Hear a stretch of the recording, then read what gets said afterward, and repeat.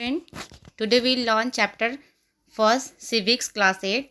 Let's read the chapter the Indian Constitution. In this chapter we are going to begin with a football, a game many of you have probably heard or even played. In this, as the game suggests, this is a game that involves the player feet. According to the rules of the football, if the ball touches the arm of any players except the goalkeeper, then this is considered a foul. इसका मतलब है जब हम कोई game खेलते हैं, इसमें यहाँ पे फुटबॉल की एग्जांपल दे रखी है, तो कोई भी गेम में रूल्स एंड रेगुलेशंस होते हैं. बिना रूल्स एंड रेगुलेशन के कोई भी गेम फॉर्मुलेट नहीं होती, क्या सक्सेस नहीं होती. तो जैसे इसमें गेम है, इस गेम में जैसे कि हाथ में अगर बॉल आ जाता है तो वो फॉल माना जाता है, वैसे ही हम अपने कॉन्स्टिट्यूशन के बारे में पढ़ेंगे. So if the player starts holding the football in their hands and passing it around, then they are not playing football anymore. Similarly, other games such as hockey, cricket also have rules according to which they are played. Each of these rules helps define the game and help us distinguish one game from another. और ये जो rules and regulation वही है क्या, हमें एक game से दूसरे गेम में डिस्टिंग्विश को पहचानना सिखाता है.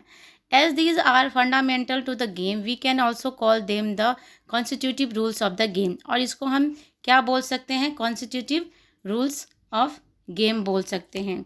दिखा जैसे कि यहाँ पे लिखा हुआ ये लाइन,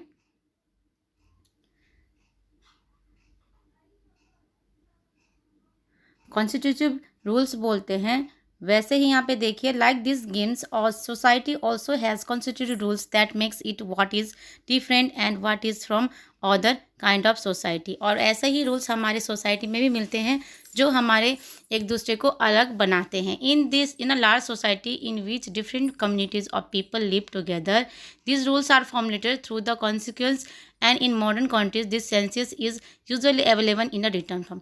जो रूल्स एंड रेगुलेशंस हमारे कम्युनिटी में दिखने को मिलते हैं वो एक रिटर्न फॉर्म में होती है, जो सबको सब पे लागू होती, ना ही कि एक पे लागू होती. A written document in which we find such rules is called constitution.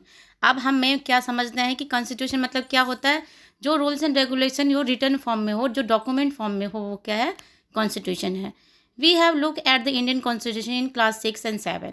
हमने कॉन्स्टिट्यूशन के बारे में अपने पहले की क्लास में 6 और 7 में पढ़ा है, in our social and political life textbook. Have you ever wondered why we need a constitution or been curious about how the constitution got written or who wrote it? क्यों ये ज़रूरी है, किसने लिखा है, क्यों लिखा है.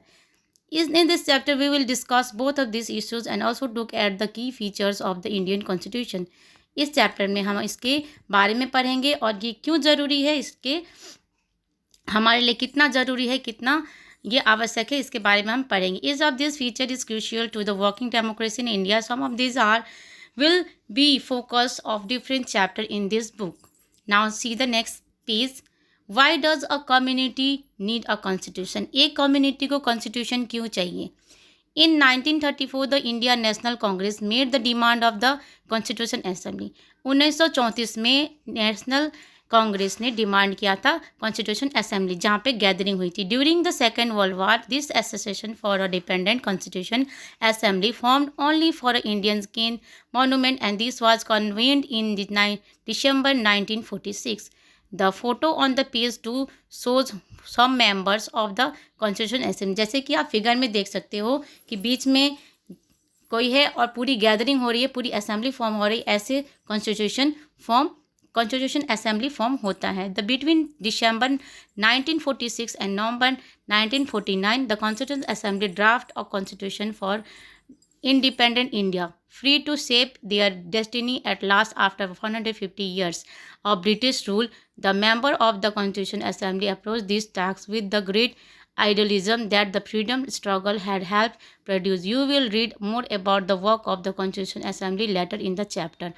The photo applies shows the Prime Minister Jawaharlal Nehru addressing the Constitution Assembly. इस फोटो में जो बीच में खड़े हैं, जो ऊपर में कैप पहन रखा है, वो क्या है, जवाहरलाल नेहरू है.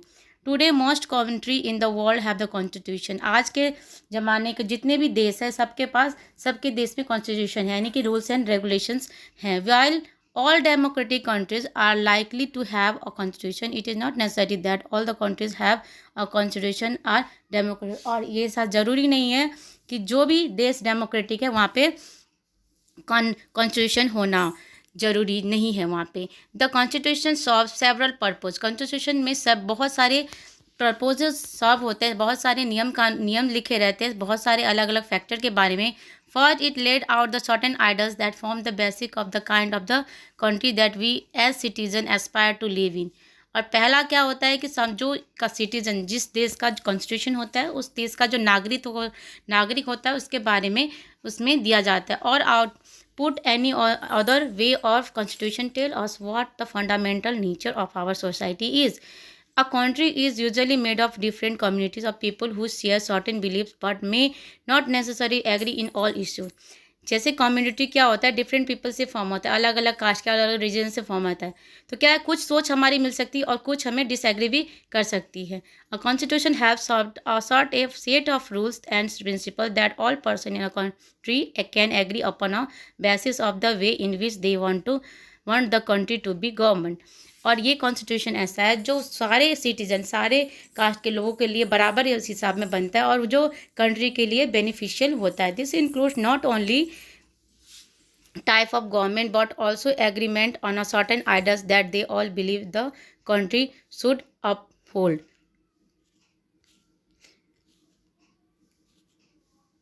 Now let us try and understand what we mean by this through the two construction situation in the recent history of Nepal, a country that borders India on the north. अब हम ये दोनों चीज़ इसमें पढ़ेंगे। यहाँ पे टॉपिक यहाँ पे देश का इंडिकेट किया नेपाल के बारे में। जो नेपाल की जो बॉर्डर है वो इंडिया से टच हुई है। Until recently, Nepal was monarchy. The previous constitution of Nepal, which had been adopted in 1990, reflected the fact that the final authority rested with the king. A people movement in Nepal fought for several decades to establish democracy, and in 2006 they finally succeed in putting an end to the power of the king. The people had to write a new constitution to establish a Nepal as a democracy country. The reason that they did not want to continue with the previous constitution is because it did not reflect the ideal of the country that they want Nepal to be and that they have fought for. जैसे यहाँ पे example लिया गया है कि नेपाल में राजा शासन था पहले और 2006 में जाके फाइनली यहाँ पे डेमोक्रेटिक कंट्री, उन्होंने बहुत सारे स्ट्रगल किए वो इसको स्टैब्लिश करने में। As in the game of football, in which a change in the constitutive rules will change the game altogether. जैसे कि कोई भी गेम है, यानी कि फुटबॉल में कोई भी एक रूल्स चेंज होता है तो पूरा चेंज हो जाता है, वैसे ही Nepal by moving from the monarchy to the democratic needs to change all its constitutive rule in order to use it in a new society. जैसे कि रूल्स अगर गेम में चेंज हो जाती है तो पूरी गेम की कंडीशन चेंज हो जाती है, वैसे ही नेपाल की जब शासन चेंज हुई, नेपाल की जब डेमोक्रेसी हुई तो सारी चीज़ वहाँ के रूल्स एंड रेगुलेशन भी चेंज हुए। This is why the people of Nepal adopted a new constitution for the country in 2015। और 2015 में नेपाल ने न्यू कॉन्स्टिट्यूशन को अडॉप्ट किया, यानी कि न्यू रूल्स एंड रेगुलेशन जो फॉर्मुलेट हुई उसको अडॉप्ट किया। The caption along elaborate Nepal struggle for democracy. The second important purpose of a constitution is to define the nature of country and political system. For example, Nepal's earlier constitution stated that the country was to be ruled by the king and his council minister in the country that had developed a democratic form of। पहला का क्या second purpose क्या था, जो पहले राजा थे वो राज्य शासन और मिनिस्ट्री, उनके जो मिनिस्टर वो शासन करते, लेकिन अब चेंज होकर डेमोक्रेसी हो गया तो पीपल के पास इतना अधिकार है कि वो अपना लीडर खुद चुन सकते हैं। Thank you for listening.